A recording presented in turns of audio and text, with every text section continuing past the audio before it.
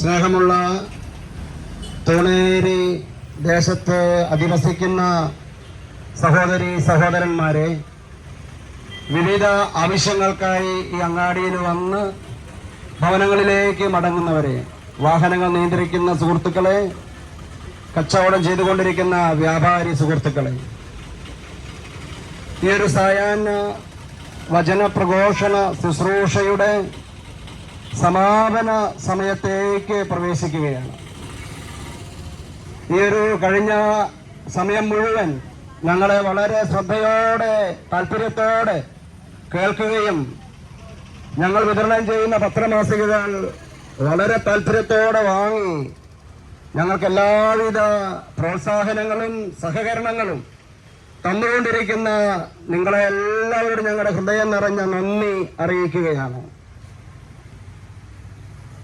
2024 വർഷങ്ങൾക്ക് മുൻപ് യേശു ഈ ലോകത്ത് നിന്ന് കടന്നു പോകുന്നതിന് മുൻപ് തന്റെ പ്രിയ ശിഷ്യരോട് ഒരു കൽപ്പന കൊടുത്തു. നിങ്ങൾ ലോകമെങ്ങും പോയി എല്ലാ സൃഷ്ടികളോടും സുവിശേഷം പ്രസംഗിക്കണം. സ്നേഹമുള്ളവരെ, ഈ സമയം ഞങ്ങൾ നിങ്ങളുമായി പങ്കുവെച്ചുകൊണ്ടിരുന്നത് സുവിശേഷമാണ്, നല്ല വിശേഷമാണ്. എന്താണ് സുവിശേഷം? അത് യേശുവിന്റെ ജീവിതമാണ്, യേശുവിന്റെ പ്രബോധനങ്ങളാണ്, യേശു മുൻപോട്ട് വെക്കുന്ന യേശുവിന്റെ പഠനങ്ങളാണ്. ഈ ഒരു പഠനങ്ങൾ നമ്മൾ പഠിക്കുകയും കേൾക്കുകയും ധ്യാനിക്കുകയും ചെയ്യുമ്പോൾ യേശുവിന്റെ ആദർശങ്ങളും യേശുവിന്റെ പഠനങ്ങളും നമ്മുടെ ജീവിതത്തെ കാര്യമായി സ്വാധീനിക്കും. ലോക ചരിത്രത്തെ തന്നെ യേശുവിന്റെ പഠനങ്ങൾ അനേകം ജനതകളെ, വ്യക്തികളെ സ്വാധീനിച്ചിട്ടുണ്ട്. എവിടെയെല്ലാം ഏതെല്ലാം ദേശത്തും രാജ്യങ്ങളിലും സുവിശേഷം കടന്നു ചെല്ലുമ്പോഴോ യേശുവിന്റെ പ്രബോധനങ്ങൾ ജനം സ്വീകരിക്കുകയും അവ സ്വജീവിതത്തിൽ ഏറ്റെടുക്കുകയും ചെയ്യുമ്പോഴോ ആ ദേശങ്ങളിൽ വലിയ വ്യത്യാസം ഉണ്ടായിട്ടുണ്ട്, ആ ജീവിതങ്ങളിൽ വലിയ വ്യത്യാസമുണ്ടായിട്ടുണ്ട്. കാരണം യേശുവിന്റെ സുവിശേഷം, യേശുവിന്റെ പ്രബോധനങ്ങൾ സ്നേഹത്തിന്റെ പ്രബോധനങ്ങളാണ്. ഒരുവനെ സ്നേഹത്തിലേക്കാണ് യേശുവിന്റെ പ്രബോധനങ്ങൾ അടുപ്പിക്കുക. ഒരു വ്യക്തിയെ സഹനത്തിന്റെ, ക്ഷമയുടെ പക്കലേക്കാണ് യേശുവിന്റെ പ്രബോധനം അടുപ്പിക്കുക. അതുപോലെ തന്നെ സമാധാനവും പ്രത്യാശയുമാണ് യേശുവിന്റെ പ്രബോധനങ്ങൾ നമുക്ക് ലഭിക്കുക. ഈ ലോകത്ത് കടന്നു വന്ന അനേകം ആത്മീയ ഗുരുക്കന്മാരിൽ നിന്ന്, അവരുടെ പ്രബോധനങ്ങളിൽ നിന്ന് യേശുവിന്റെ പ്രബോധനത്തെ വ്യത്യസ്തമാക്കുന്നത് അത് ക്ഷമയുടെ, സഹനത്തിന്റെ, വിട്ടുകൊടുക്കലിന്റെ ഒക്കെ സന്ദേശങ്ങളാണ് യേശുവിന്റെ പ്രബോധനങ്ങളിലുള്ളത്. സ്നേഹമുള്ളവരെ, യൂറോപ്യൻ രാജ്യങ്ങള് അനേക വർഷങ്ങൾക്ക് മുൻപ് വലിയ അന്ധകാരവും അജ്ഞതയും നടമാടിയിരുന്ന ഒരു ജനം താമസിച്ച സ്ഥലമാണ്. ആ ദേശത്തേക്ക് ക്രിസ്ത്യൻ മിഷണറിമാർ കടന്നു ചെന്നതിലൂടെ വലിയ വ്യത്യാസം ആ നാടുകളിൽ സംഭവിച്ചു. ഇന്ന് ലോകത്തിലെ തന്നെ സാമ്പത്തിക മേഖലയിലും വിദ്യാഭ്യാസ മേഖലയിലുമെല്ലാം ലോകത്തിന് മാതൃകയും പ്രചോദനവും തരുന്നത് യൂറോപ്യൻ രാജ്യങ്ങളാണ്. ആ രാജ്യങ്ങൾ യേശുവിന്റെ സുവിശേഷം സ്വീകരിച്ചപ്പോൾ അവിടെ വലിയ വ്യത്യാസം സംഭവിച്ചു. ജനങ്ങളിൽ സ്നേഹം നിറഞ്ഞു, സമാധാനം നിറഞ്ഞു, പ്രത്യാശ നിറഞ്ഞു, സന്തോഷം നിറഞ്ഞു. ഇത് തന്നെയാണ് ഇന്നും സംഭവിച്ചുകൊണ്ടിരിക്കുന്നത്. ആരെല്ലാം യേശുവിൽ വിശ്വസിച്ച യേശുവിനെ രക്ഷകനും നാഥനുമായി സജീവിതത്തിൽ ഏറ്റുപറയുമ്പോൾ വലിയ വ്യത്യാസം സംഭവിക്കും. അതുകൊണ്ട് നമ്മൾ ധ്യാനിക്കുകയും ചിന്തിക്കുകയും ചെയ്യണം, ആരാണ് യേശു? എന്താണ് യേശുവിന്റെ പ്രബോധനം? മറ്റ് അനേകം പ്രബോധനങ്ങളിൽ നിന്ന്, ഈ ലോകത്തിലുള്ള പ്രബോധനങ്ങളിൽ നിന്ന് യേശുവിന്റെ സുവിശേഷവും പ്രബോധനവും എന്താണ് വ്യത്യസ്തമായിരിക്കുന്നത്? കഴിഞ്ഞ 2024 വർഷമായി ലോക ജനത ചോദിച്ചുകൊണ്ടിരിക്കുന്ന ഒരു ചോദ്യമാണിത്. ആരാണ് യേശു? എന്താണ് യേശുവിന്റെ പ്രത്യേകത? എന്താണ് യേശുവിന്റെ പ്രബോധനം? നിങ്ങൾക്കറിയാമോ, ഈ ലോകത്ത് ഏറ്റവും കൂടുതൽ വിശ്വാസികളുള്ളത് യേശുവിന്റെ വിശ്വാസത്തിലാണുള്ളത്. ഇത് വെറും 12 പേരിൽ തുടങ്ങിയതാണ്. എന്താണ്? ഈ 2024 വർഷം കൊണ്ടും ഈ ഒരു വിശ്വാസത്തിലേക്ക് അനേകർ ആകർഷിക്കപ്പെടുന്നു. എന്താണ് ഇതിന്റെ കാരണം? അലക്സാണ്ടറും നെപ്പോളിയനും സീസറും വാളുകൊണ്ട് ഈ ലോകത്തിലേക്ക് കടന്നു വന്ന് വാളുകൊണ്ട് സാമ്രാജ്യങ്ങളെ കീഴ്പ്പെടുത്തി ഈ ലോകം അവരുടേതാക്കി മാറ്റാൻ ശ്രമിച്ചു. അതുപോലെ തന്നെ എത്രയോ ഇസങ്ങൾ, എത്രയോ പ്രത്യയശാസ്ത്രങ്ങൾ, എത്രയോ അതെല്ലാം കാലഹരണപ്പെട്ടുപോയി. എന്നാൽ ഈ 33കാരൻ ഉയർത്തിയ സുവിശേഷവും ഈ 33കാരന്റെ പ്രബോധനങ്ങളും ഇന്നും ജനലക്ഷങ്ങളെ കീഴടക്കുന്നത് എന്തുകൊണ്ടാണ്? എന്താണ് യേശുവിന്റെ ഈ മാസ്മരികത ശക്തി? നിങ്ങൾക്കറിയാമോ, ലോകത്ത് ഏറ്റവും കൂടുതൽ ആളുകൾ അവരുടെ ജീവരക്തം കൊടുത്തിരിക്കുന്നത് യേശുവിനും യേശുവിന്റെ പ്രബോധനങ്ങൾക്കും വേണ്ടിയാണ്. ഇപ്പോഴും ആയിരങ്ങളും പതിനായിരങ്ങളും അവരുടെ ജീവരക്തം യേശുവിന് വേണ്ടി കൊടുക്കുവാൻ വെമ്പൽ കൊള്ളുകയാണ്. എന്താണ് ജനകോടികളെ പ്രചോദിപ്പിക്കുന്ന ഈ പ്രേരക ശക്തി? എന്താണ്? അതാണ് യേശുവിന്റെ സുവിശേഷം, അതാണ് യേശുവിന്റെ വ്യക്തിത്വം. യേശു പറഞ്ഞു, വഴിയും സത്യവും ജീവനും ഞാനാണ്.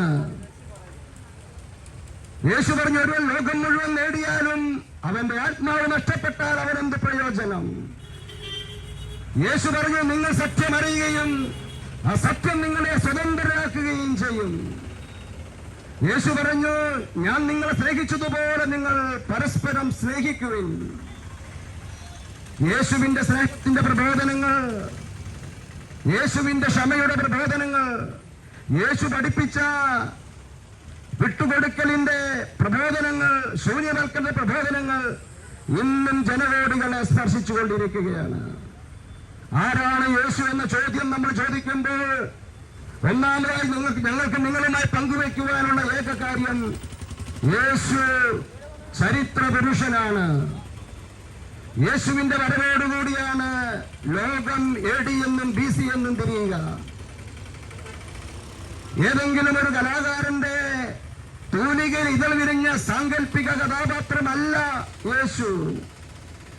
യേശു മിത്തല്ല, യേശു ഇതിഹാസ കഥാപാത്രമല്ല.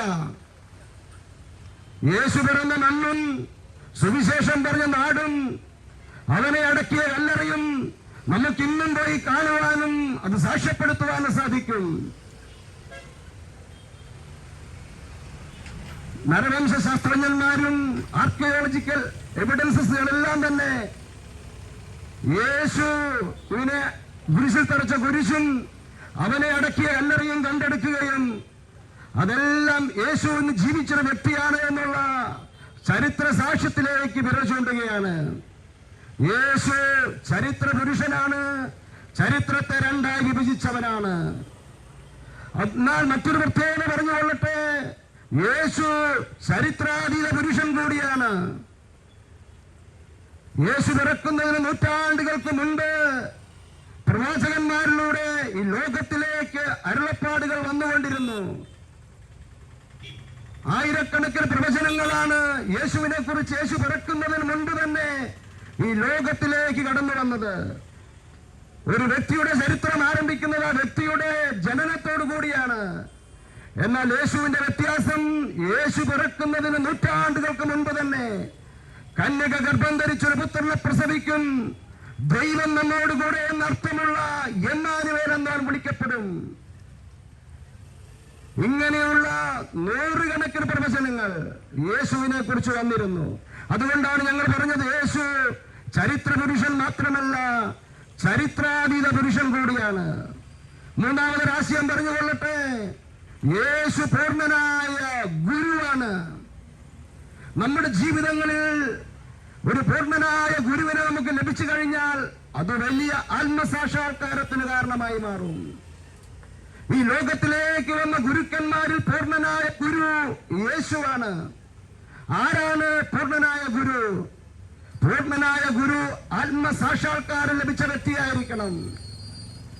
ആത്മാവ് എവിടെയാണെന്നും ആത്മശാന്തി, ആത്മമോക്ഷം എങ്ങനെ പ്രാപിക്കാമെന്നും അതിനെ കുറിച്ചുള്ള സ്വ അനുഭവത്തെ കുറിച്ചാണ് ആത്മസാക്ഷാത്കാരം എന്ന് പറയുക.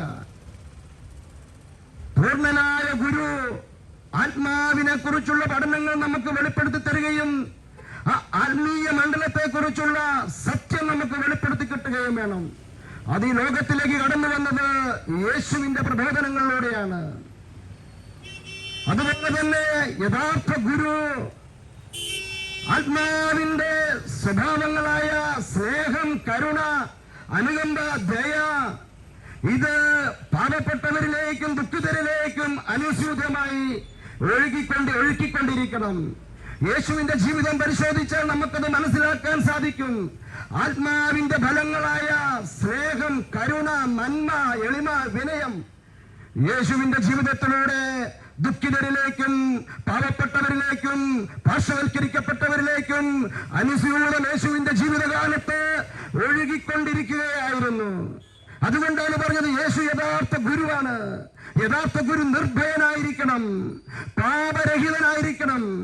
ഇപ്രകാരമുള്ള ഈ ലോകത്തിലേക്ക് കടന്നു വന്ന എല്ലാ ആത്മീയ ആചാര്യന്മാരെയും എടുത്തു വെച്ച് പഠിക്കുക, യേശുവിനെ എടുത്തു വെച്ച് പഠിക്കുക. ഈ പൂർണ്ണതകളെല്ലാം യേശുവിൽ അന്വർത്ഥമാകുന്നതും യാഥാർത്ഥ്യമാകുന്നതും നമുക്ക് കണ്ടെത്താൻ സാധിക്കും. യേശു എന്നത് ഈ ലോകത്തെ സമാധാനത്തിലേക്ക് നയിക്കുവാനാണ്. യേശുവിന്റെ രാജ്യം സ്നേഹത്തിന്റെ രാജ്യമാണ്. സ്നേഹമുള്ളവരെ, നാലാമതൊരു കാര്യം പറഞ്ഞുകൊള്ളട്ടെ. യേശു രാജാവാണ്. യേശു രാജാവ് മാത്രമല്ല, രാജാക്കന്മാരുടെ രാജാവാണ് യേശു. ഏതെങ്കിലും ഒരു പ്രത്യേക സ്ഥലം അധീനപ്പെടുത്തി അവിടെ രാജാവാകാനല്ല യേശു വന്നത്. യേശു പറഞ്ഞു, എന്റെ രാജ്യം ഐഹികമല്ല, ആത്മാവിന്റെ സാമ്രാജ്യത്തിലെ രാജാവാണ് യേശു.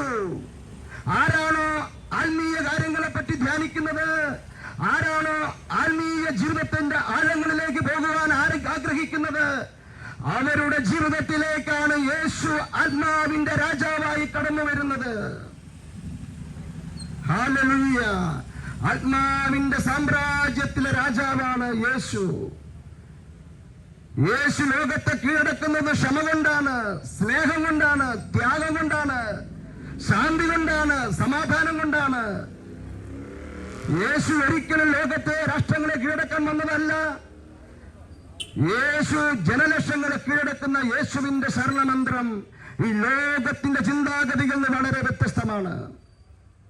വാളുകൊണ്ടും ആയുധം കൊണ്ടും ഈ ലോകത്തെ കീഴടക്കാൻ പറയുമ്പോൾ യേശുവിന്റെ പ്രബോധനം വ്യത്യസ്തമാകുന്നത് സ്നേഹം കൊണ്ട്, ക്ഷമ കൊണ്ട്, സമാധാനം കൊണ്ട്, ശാന്തി കൊണ്ട്, എളിമ കൊണ്ട് ഈ ലോകത്തെ കീഴടക്കാൻ സാധിക്കും. അതാണ് ശാശ്വതം, അതാണ് നിത്യമായി നിലനിൽക്കുന്നത്. ആ ഒരു കാര്യത്തിലേക്കാണ് യേശു നമ്മളെ ക്ഷണിക്കുന്നത്. സ്നേഹമുള്ളവരെ, യേശുവിന്റെ ജീവിതത്തെ കുറിച്ച് പഠിക്കുമ്പോൾ, ആരംഭിക്കുമ്പോൾ യേശു കടന്നു വന്നതിലൂടെ ഈ ലോകത്തിന്റെ ചരിത്രം മാറി. ഏതെല്ലാം വ്യക്തിയുടെ ജീവിതങ്ങളിലേക്ക് യേശു കടന്നു വരുന്നുവോ അവരുടെ ജീവിതത്തിന്റെ ചരിത്രം മാറും. യേശു പറഞ്ഞു, സ്വർഗത്തിലും ഭൂമിയിലുമുള്ള സകല അധികാരവും എനിക്ക് നൽകപ്പെട്ടിരിക്കുന്നു. ഈ പ്രപഞ്ചത്തിന്റെ മേൽ അധികാരം യേശുവിനുണ്ട്. രോഗത്തിന്റെ മേൽ അധികാരം യേശുവിനുണ്ട്. മരണത്തിന്റെ മേലും ജീവന്റെ മേലും അധികാരം യേശുവിനുണ്ട്. യേശുവിന്റെ ജീവിതത്തിലൂടെ നമ്മളിന്ന് കടന്നു പോവുകയാണെങ്കിൽ അത് നമുക്ക് വളരെ പെട്ടെന്ന് മനസ്സിലാകും. തളർവാദ രോഗികളെ സുഖപ്പെടുത്തിയവൻ യേശു, അന്ധന് കാഴ്ച കൊടുത്തവൻ യേശു, രക്തസ്രാവക്കാരിയെ സുഖപ്പെടുത്തിയവൻ യേശു, കുഷ്ഠരോഗിയെ സുഖപ്പെടുത്തിയവൻ യേശു. ഏതെല്ലാം രോഗികൾ യേശുവിന്റെ പക്കലേക്ക് വന്നോ യേശു അവരെ കൈനീട്ടി ഒരു രോഗത്തെ ശാസിച്ച് സൗഖ്യപ്പെടുത്തിയ നൂറുകണക്കിന് കാര്യങ്ങൾ നമുക്ക് വിശുദ്ധ ബൈബിളിലൂടെ വായിച്ചെടുക്കാൻ സാധിക്കും. ഈ ലോകത്തിലുള്ള സകല രോഗത്തിന്റെ മേലും സ്നേഹമുള്ളവരെ യേശുവിന് അധികാരമുണ്ട്. യേശു മരിച്ചവരെ ഉയർപ്പിച്ചിട്ടുണ്ട്. മൂന്നാം ദിനം കല്ലറ വിട്ട് യേശു ഉയർത്തെഴുന്നേറ്റു. മരണത്തിന്റെ മേൽ അധികാരം യേശുവിനുണ്ട്. ഹല്ലേലൂയ! ഈ പ്രപഞ്ചത്തിന്റെ മേൽ അധികാരം യേശുവിനുണ്ട്. അവൻ 5,000 പേർക്ക് കൊടുത്തവൻ, കടലിനെ ശാന്തമാക്കിയവൻ, പച്ചവെള്ളത്തെ മുന്തിരിച്ചാറാക്കി മാറ്റിയവൻ, കടലിന് മീതെ നടന്നവൻ. ഈ പ്രപഞ്ചത്തിന്റെ സകല നിയമങ്ങളുടെ മേലും യേശു പ്രവർത്തിക്കുന്നതാണ് സുവിശേഷത്തിൽ നമ്മൾ കാണുന്നത്. ഈ പ്രപഞ്ചത്തിന്റെ മേൽ അധികാരം യേശുവിനുണ്ട്. അതുപോലെ തന്നെ ഈ ലോകത്തിലുള്ള എല്ലാ അന്ധകാര നാരകീയ പൈശാചിക ശക്തികളുടെ മേൽ അധികാരം യേശുവിനുണ്ട്. യേശുവിന്റെ പക്കലേക്ക് കടന്നു വരുന്ന പൈശാചിക ശക്തി ആവസിച്ചവർ യേശുവിനെ കാണുമ്പോൾ തന്നെ വിട്ടൊഴിഞ്ഞ് മാറിപ്പോകുന്ന അനേകം കാര്യങ്ങൾ നമ്മൾ സുവിശേഷത്തിലൂടെ വായിച്ചെടുക്കുന്നു.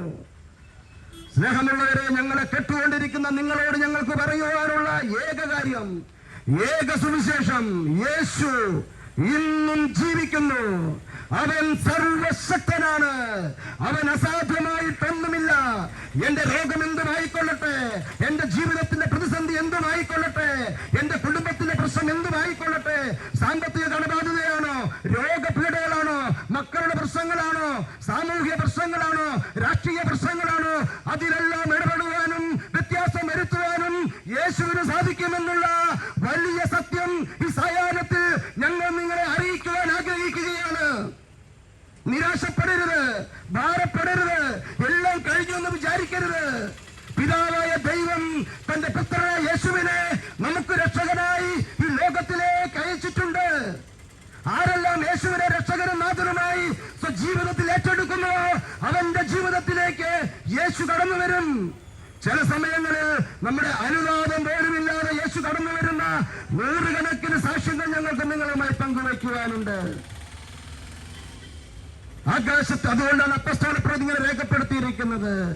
ആകാശത്തിൻ കീഴെ മനുഷ്യരുടെ നമുക്ക് രക്ഷയ്ക്കായി മറ്റൊരു നാമമില്ല. ഹല്ലേലൂയ. കർത്താവായ യേശുവിൽ വിശ്വസിക്കുക, നീ നിന്റെ കുടുംബം രക്ഷ പ്രാപിക്കും.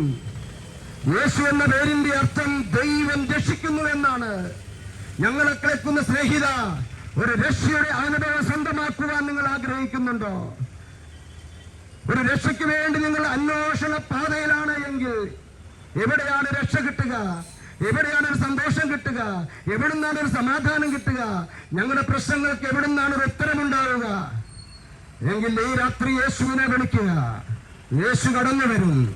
അവൻ അത്ഭുതം പ്രവർത്തിക്കുന്ന ദൈവമാണ്. അവൻ അടയാളങ്ങളുടെ വചനം സ്ഥിരീകരിക്കുന്ന ദൈവമാണ്. ഈ 2024 വർഷങ്ങൾക്ക് ശേഷവും യേശു ജീവിക്കുന്നു എന്നുള്ള സത്യമാണ്, സുവിശേഷമാണ് ഈ സായാഹ്നത്തിൽ ഈ തൂണേരിയിൽ ഞങ്ങളെ കേൾക്കുന്ന നിങ്ങളേവരോടും ഞങ്ങൾക്ക് പറയുവാനുള്ളത്. ഒരു കാര്യം കൂടി പറഞ്ഞുകൊള്ളട്ടെ. യേശുവിന്റെ വരവോടുകൂടെ ചരിത്രത്തിന്റെ ഗതി മാറി. അന്നോളം ഉണ്ടായിരുന്ന മതചിന്തയുടെ ഗതി, യേശുവിന്റെ ചരിത്രം യേശുവിന്റെ വരവോടുകൂടെ തിരുത്തപ്പെട്ടു. യേശുവിന്റെ പ്രബോധനം ഈ ലോകത്ത് വെളിപ്പെടുത്തുന്നതിന് മുമ്പ് പിതാവായ ദൈവത്തെ കുറിച്ചുള്ള വികലമായ ഒരു കാഴ്ചപ്പാട് ഈ ലോക ജനതയ്ക്കുണ്ടായിരുന്നു. ദൈവം കോപിക്കുന്നവനാണ്, ദൈവം ശിക്ഷിക്കുന്നവനാണ്, ദൈവം കരുണയില്ലാത്തവനാണ്, ദൈവം നമ്മൾ ഭയപ്പെടേണ്ട ഒരു ശക്തിയാണ്. മനുഷ്യനും ദൈവവും തമ്മിലുള്ളത് ഒരടിമയും ഉടമയും തമ്മിലുള്ള ബന്ധമാണ്. ഇങ്ങനെ വികലമായ ഒരുപടി കാഴ്ചപ്പാടുകളിൽ ലോകജനത്തിലുണ്ട്, മതചിന്തയിലുണ്ടായിരുന്നു. എന്നാൽ യേശു ആ മതചിന്തയെ മാറ്റിമറിച്ചു. യേശു പ്രഖ്യാപിച്ചു, ദൈവം പിതാവാണ്, ദൈവം നമ്മുടെ അപ്പനാണ്, ദൈവം സ്നേഹമുള്ള അപ്പനാണ്. ദൈവം നമ്മൾ ഭയപ്പെടേണ്ട ശക്തിയല്ല, കോപിക്കുന്ന ശക്തിയല്ല, നമ്മുടെ തെറ്റ് നോക്കി ശിക്ഷിക്കുന്നവനല്ല ദൈവം. ദൈവം പാപിയെ തേടിയാണ് വന്നത്. പാപത്തെ വെറുക്കുകയും പാപിയെ സ്നേഹിക്കുന്ന ഒരു ദൈവ സങ്കല്പമാണ് യേശുവിന്റെ വരവോടുകൂടെ ഈ ലോകത്ത് വെളിപ്പെട്ട് കിട്ടിയത്. ദൈവത്തെ പിതാവ് എന്ന് വിളിക്കാൻ ഈ ലോക ജനതയെ പഠിപ്പിച്ചത് യേശുവാണ്. അടിമയും ഉടമയും തമ്മിലുള്ള ബന്ധമല്ല മനുഷ്യനും ദൈവവും തമ്മിലുള്ളത്. അടിമയ്ക്ക് യജമാനെ സ്നേഹിക്കാൻ പറ്റിയല്ല, യജമാന് അടിമയോട് സ്നേഹമില്ല, അവിടെ സ്നേഹത്തിന്റെ ബന്ധമില്ല. അപ്പന് മകനോട് അവകാശമുണ്ട്, അപ്പന്റെ മേൽ മകന് സ്വാതന്ത്ര്യമുണ്ട്. അതാണ് യേശു പഠിപ്പിച്ച പ്രാർത്ഥന, സ്വർഗസ്ഥനായ ഞങ്ങളുടെ പിതാവേ. ഈ സായാഹ്നത്തിൽ ഈ ഒരു പ്രാർത്ഥന നിങ്ങൾ ഏറ്റെടുക്കണമെന്ന എളിയ അഭ്യർത്ഥനയാണ് ഞങ്ങൾക്കുള്ളത്. ദൈവത്തെക്കുറിച്ചുള്ള തെറ്റായ കാഴ്ചപ്പാടുകൾ മാറ്റിമറിക്കുക, യേശുവിന്റെ പ്രബോധനങ്ങൾ സ്വീകരിക്കുക. സ്നേഹമുള്ളവരെ, യേശുവിന്റെ കാൽവരി കുരിശിലേക്ക് നിങ്ങൾ നോക്കണം. ഗാഗുൽത്താമനിൽ യേശുവിന്റെ കുരിശ് ഉയർന്നതോടുകൂടെ മറ്റൊരു വലിയ മതചിന്തയ്ക്ക് മാറ്റമുണ്ടായി. അന്നോളം ദൈവത്തിനു വേണ്ടി ബലി കൊടുക്കുന്ന മനുഷ്യന്റെ ചരിത്രമാണ് ഉണ്ടായിരുന്നത്. എന്നാൽ യേശു ലോക ജനതയുടെ പാപങ്ങൾ ഏറ്റെടുത്തവർക്ക് പരിഹാര ബലിയായി കുരിശിൽ സ്വജീവൻ കൊടുത്തപ്പോൾ മനുഷ്യവർഗത്തിനു വേണ്ടി സജീവ ജീവൻ ബലിയർപ്പിച്ചൊരു ദൈവത്തിന്റെ മുഖം ഈ ലോകത്തിന് വെളിപ്പെട്ട് കിട്ടി. ഹല്ലേലൂയ. ദൈവത്തിന് വേണ്ടി കുരുതി കൊടുക്കുന്ന മനുഷ്യർ, മൃഗബലികൾ നടക്കുന്നു, മനുഷ്യബലികൾ നടക്കുന്നു. എന്നാൽ ഇതാ ഒരു ദൈവം യേശുവിലൂടെ നമുക്ക് വെളിപ്പെടുത്തി തരുന്നു. മനുഷ്യന് വേണ്ടി സജീവൻ ഹോമിച്ച ഒരു ദൈവം. Hallelujah, hallelujah. യേശുവേ നന്ദി. സ്നേഹമുള്ളവരെ, യേശുവിന്റെ വരവോടുകൂടെ തിരുത്തപ്പെട്ട മറ്റൊരു മതചിന്ത ഞങ്ങൾ നിങ്ങളുമായി പങ്കുവെച്ചുകൊള്ളട്ടെ. ഇതര മതസ്ഥരെ വെറുക്കണമെന്നും അവരെ ഇല്ലായ്മ ചെയ്യണമെന്നും അവർക്ക് ഈ ലോകത്ത് ജീവിക്കാൻ അന്യമതസ്ഥരുടെ അവകാശമില്ല എന്നും ചിന്തിക്കുന്ന ഒരു മതചിന്തയെ യേശു ഖണ്ഡിച്ചു. യേശു ആ ചിന്താഗതിയുടെ കടയ്ക്കൽ കത്തിവെച്ചു. യേശു പറഞ്ഞു, ദൈവം സ്നേഹമാണ്, സഹോദരനെ വെറുക്കുന്നവൻ കൊലപാതകിയാണ്, അവന് ദൈവം വസിക്കുന്നില്ല. അതാണ് യേശുവിന്റെ കാൽവരി കുരിശിലെ നമുക്ക് വെളിപ്പെട്ട് കിട്ടുന്നത്. പീഡാസഹനങ്ങൾ ഏൽപ്പിച്ച അവരോട് നിരുപാധികം ക്ഷമിച്ചുകൊണ്ട്, പിതാവേ ഇവർ അറിയുന്നില്ല, ഇവരോട് ക്ഷമിക്കണമേ എന്നുള്ള ക്ഷമയുടെ വലിയ ഭാരവും പ്രാർത്ഥനയും യേശു കാൽവരിയിൽ ഉയർത്തി. ഹല്ലേലൂയ. അന്യമതസ്ഥരെ വെറുക്കണമെന്നും മറ്റുള്ളവർക്കൂടെ ജീവിക്കാൻ അവകാശമില്ല എന്ന് കരുതുന്ന എല്ലാ മതചിന്തകളെയും യേശു മാറ്റിമറിച്ചു. അപ്രകാരമുള്ള മതചിന്തകൾ മാനവികതയ്ക്കും മനുഷ്യനന്മയ്ക്കും എതിരാണ് എന്ന് യേശു പഠിപ്പിച്ചു. യേശു പറഞ്ഞു, പ്രവചനങ്ങളെയോ അസാധുവാക്കാനല്ല, നിയമത്തെയോ പ്രവചനങ്ങളെയോ അസാധുവാക്കുവാനല്ല, പൂർത്തീകരിക്കാനാണ് ഞാൻ വന്നിരിക്കുന്നത്. മതചിന്തകളിലെ വൈകല്യങ്ങളെ തിരുത്തി യേശു പുതിയൊരു കാഴ്ചപ്പാട് ഈ ലോകത്തിന് വെളിപ്പെടുത്തി കൊടുക്കുകയാണ്. മറ്റൊരു ചിന്ത കൂടെ ഷെയർ ചെയ്തു കൊള്ളട്ടെ. അന്നോളം യേശുവിന്റെ വരവിന് മുമ്പ് നീതിമാന്മാർക്ക് മാത്രമാണ് സ്വർഗം, ദൈവം പാപിയെ വെറുക്കുന്നു, നീതിമാന്മാർക്ക് മാത്രമാണ് രക്ഷ എന്നുള്ള ചിന്ത യേശു തിരുത്തി. യേശു പറഞ്ഞു, ഞാൻ നീതിമാന്മാരെ പേടിയല്ല, പാപികളെ പേടിയാണ് വന്നത്.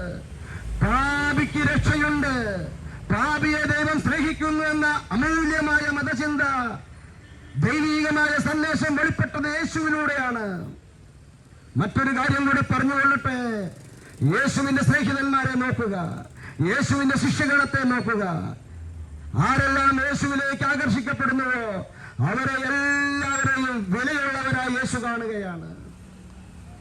ഈ ലോകത്തുള്ള സകലനും നമ്മളെ വെറുത്താലും നമ്മെ സ്നേഹിക്കുന്ന ഒരു ദൈവത്തിന്റെ മുഖമാണ് യേശുവിലൂടെ വെളിപ്പെട്ട് കിട്ടിയത്. പാർശ്വവൽക്കരിക്കപ്പെടുന്നവനെ സ്നേഹിക്കുന്ന ഒരു ദൈവം, പാപിയെ സ്നേഹിക്കുന്ന ഒരു ദൈവം. ആകയാൽ സ്നേഹമുള്ളവരെ, ഞങ്ങളുടെ ശുശ്രൂഷയുടെ സമാപന സമയത്തേക്ക് പ്രവേശിക്കുമ്പോൾ ഞങ്ങൾക്ക് നിങ്ങളുമായി പങ്കുവയ്ക്കുവാനുള്ള വളരെ ലളിതമായ കാര്യം, ആരാണ് യേശു, എന്താണ് യേശുവിന്റെ പ്രബോധനങ്ങൾ, എന്താണ് അനേകം ആത്മീയ ഗുരുക്കന്മാരിൽ നിന്നും യേശുവിന്റെ പ്രബോധനങ്ങളും യേശുവിനെ വ്യത്യസ്തനാക്കുന്നത്. ഈ ഒരു അന്വേഷണം നിങ്ങൾ ആരംഭിക്കണം. ഈ അന്വേഷണം നിങ്ങളുടെ ജീവിതത്തെ മാറ്റിമറിക്കും, കാഴ്ചപ്പാടുകളെ മാറ്റിമറിക്കും, മതചിന്തയെ മാറ്റിമറിക്കും.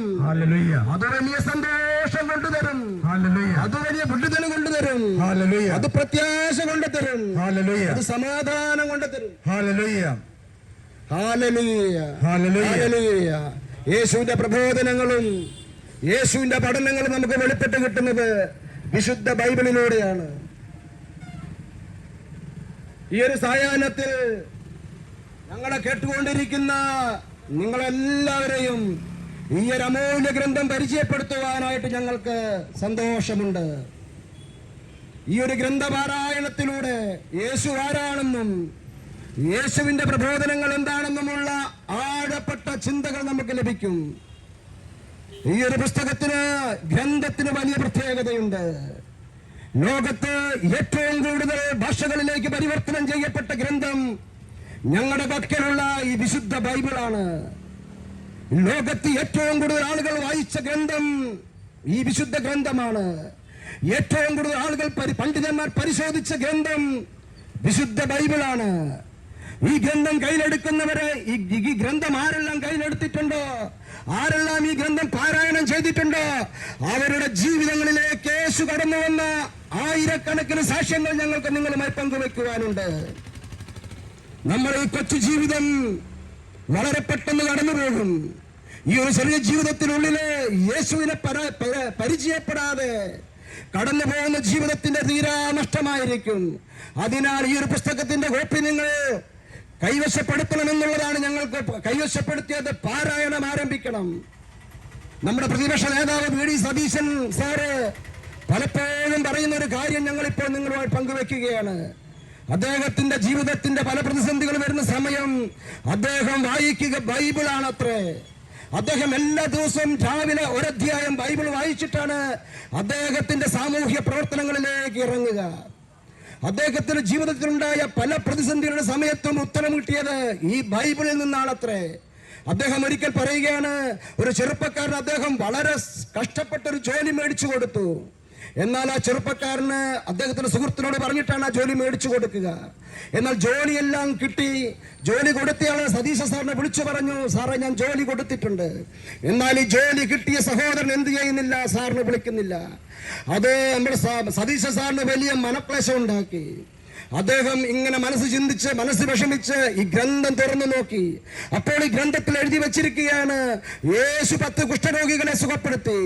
അതിൽ ഒരു കുഷ്ഠരോഗി മാത്രമാണ് യേശുവിന്റെ അടുക്കൽ വന്ന് ഞാൻ സൗഖ്യപ്പെട്ടു എന്ന് പറയുന്നത്. യേശു ചോദിച്ചു, 10 പേരല്ലേ സുഖപ്പെട്ടത്, ബാക്കി 9 പേർ എവിടെ? സതീശ സാറ് പറയണ, എന്റെ ഉത്തരം അവിടെ കിട്ടി. നമ്മളോട് ദൈവം പറഞ്ഞ നന്മകൾ നമ്മൾ ചെയ്താൽ മതി. അതിന്റെ ഉത്തരം എന്താണെന്നോ നന്മയോ നമ്മൾ ആഗ്രഹിക്കേണ്ട ആവശ്യമില്ല. അതുപോലെ തന്നെ അദ്ദേഹം പറയുകയാണ്, പ്രതിപക്ഷ നേതാവായിരുന്ന സമയത്തൊരിക്കല് വലിയ ആശങ്ക മനസ്സിലേക്ക് കടന്നു വന്നു. ഞാൻ ഈ ജനത്തെ എങ്ങനെ മുമ്പോട്ട് കൊണ്ടുപോകും? ഞാൻ ഗവൺമെന്റിന്റെ ഭാഗമല്ല, എന്നാൽ ഗവൺമെന്റിന്റെ ഭാഗമാണ്. അങ്ങനെ അദ്ദേഹം വിശുദ്ധ ബൈബിൾ തുറന്നൊരു പ്രഭാതത്തിൽ വായിക്കുമ്പോൾ അദ്ദേഹത്തിന് കിട്ടിയ വചനം ശലോമോന്റെ ഭാഗമാണ്. ശലോമോന്റെ ഒരു അതിമനോഹരമായ പ്രാർത്ഥന വിശുദ്ധ ബൈബിളിലുണ്ട്. അതിപ്രകാരമാണ്, ദൈവമേ എന്റെ പ്രജകളെ നയിക്കാൻ തക്കവിധം എനിക്ക് ജ്ഞാനം തരണമേ. എനിക്ക് സമ്പത്ത് വേണ്ട, എനിക്ക് പണം വേണ്ട, എനിക്ക് ജ്ഞാനമാണ് വേണ്ടതെന്ന് ശലോമോന്റെ പ്രാർത്ഥന വി.ഡി. സതീശൻ സാറ് വായിച്ചു അത്രേ. അദ്ദേഹം പറയുകയാണ്, എനിക്ക് ഉത്തരം കിട്ടി. അദ്ദേഹം എപ്പോഴും പറയും, എന്റെ ജീവിതത്തിന്റെ സകല പ്രതിസന്ധിയുടെ പ്രശ്നങ്ങളുടെയും ഉത്തരം ഈ വിശുദ്ധ ബൈബിളിലുണ്ട്. അതുകൊണ്ട് ഞാൻ എല്ലാ ദിവസവും അരമണിക്കൂർ ഈ ഗ്രന്ഥം വായിച്ചിട്ടാണ് എന്റെ സാമൂഹ്യ പ്രവർത്തനം ആരംഭിക്കുന്നത്. സ്നേഹമുള്ളവരെ, ഞങ്ങൾ നിങ്ങളെ ആഹ്വാനം ചെയ്യുകയാണ്, ഈ ഗ്രന്ഥത്തിന്റെ ഒരു പ്രതി നിങ്ങൾ സ്വന്തമാക്കി ഈ ഒരു വചനഭാഗം വായിക്കാൻ ആരംഭിക്കണം. ഈ വചനം വായിക്കാൻ ആരംഭിച്ചാൽ നിങ്ങളുടെ ജീവിതത്തിൽ ഒന്നിനും നിങ്ങളെ പരാജയപ്പെടുത്താൻ സാധിക്കുകയില്ല. നിങ്ങൾ ജയിച്ച് കയറും. നിങ്ങളുടെ വാക്ക് അനുഗ്രഹത്തിന്റെ വാക്കുകളായി മാറും. നിങ്ങളെ തൊടുന്നത് അനുഗ്രഹമായി മാറും. നിങ്ങൾ ചെല്ലുന്ന സ്ഥലങ്ങൾ അനുഗ്രഹമായി മാറും. കാരണം ഈ പുസ്തകം സമാധാനത്തിന്റെ പുസ്തകമാണ്. ഇതിനുള്ള പ്രത്യാശയുടെ പുസ്തകമാണ്. ദൈവത്തിന്റെ ആത്മാവ് സംസാരിക്കുന്ന പുസ്തകമാണിത്. ഹല്ലേലൂയ.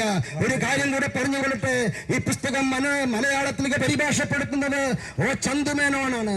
അതിന് ബെഞ്ചമിൻ ബെയ്ലി എന്ന പോർച്ചുഗീസ് മിഷണറിയാണ് അദ്ദേഹത്തെ പരിചയപ്പെടുത്തുന്നത്. അദ്ദേഹത്തിന് ചന്തുമേനോന് സംസ്കൃതത്തിലും ഹിന്ദിയിലും ഇംഗ്ലീഷും ഒക്കെ അഗാധമായ പാണ്ഡിത്യമുണ്ടായിരുന്നു. സ്നേഹമുള്ളവരെ, ചന്തുമേനോൻ ഈ പുസ്തകത്തിന്റെ പരിഭാഷ ഏറ്റെടുത്തു. നിങ്ങൾക്കറിയാമോ, നിങ്ങൾ കേട്ടിട്ടുണ്ടോ എന്നറിയാൻ പാടില്ല. ഈ പുസ്തകം ബെഞ്ചമിൻ ബേലിയുടെ പുറത്തിറങ്ങുമ്പോൾ ചന്തുമേനോൻ കത്തോലിക്ക വിശ്വാസം സ്വീകരിച്ച് മാമോദീസ സ്വീകരിച്ച് യേശു ക്രിസ്തുവിന്റെ അനുയായിയായി മാറി. ആര് ഈ പുസ്തകം വായിക്കുന്നുവോ യേശു സംസാരിക്കാൻ തുടങ്ങും. യേശുവിന്റെ സൗഖ്യവും വിടുതലും അവരുടെ ജീവിതങ്ങളിലേക്ക് സ്വന്തമാകും. ആകയാൽ ഒരിക്കൽ കൂടെ ഈ ഗ്രന്ഥം നിങ്ങളെ പരിചയപ്പെടുത്തുകയും ഏതാനും ചില കോപ്പികൾ ഞങ്ങളുടെ കൈവശമുണ്ട്, സൗജന്യമായിട്ടാണ് ഞങ്ങൾ തരുന്നത്. ഈ ഗ്രന്ഥപാരായണം നിങ്ങൾ ആരംഭിക്കണമെന്നുള്ള എളിയ അഭ്യർത്ഥനയോടുകൂടെ ഞങ്ങളെ കേട്ടുകൊണ്ടിരിക്കുന്ന നിങ്ങളെ എല്ലാവരും സമർപ്പിച്ച് ഞങ്ങളെ പ്രാർത്ഥിക്കുവാൻ ആഗ്രഹിക്കുന്നു. ഹല്ലേലൂയ.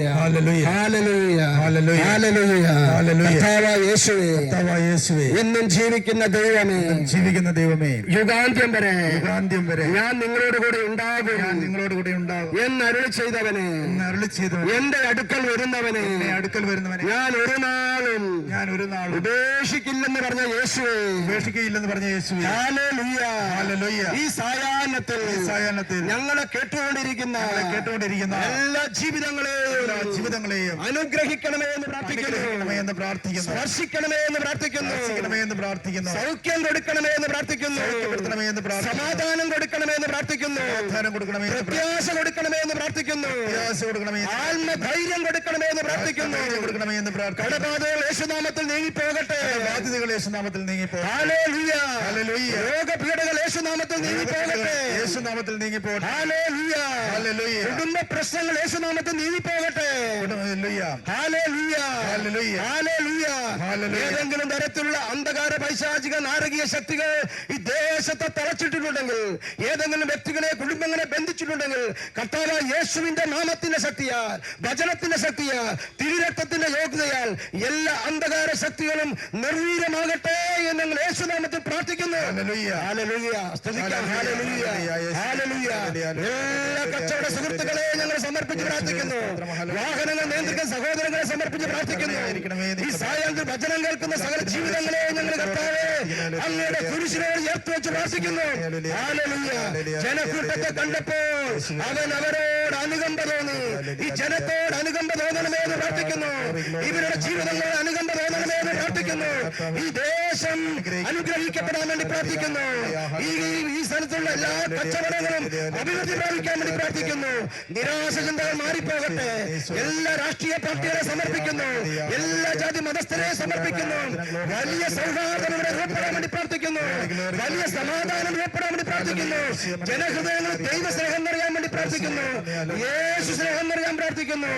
വചനം നിറയാൻ പ്രാർത്ഥിക്കുന്നു. ഹല്ലേലൂയ.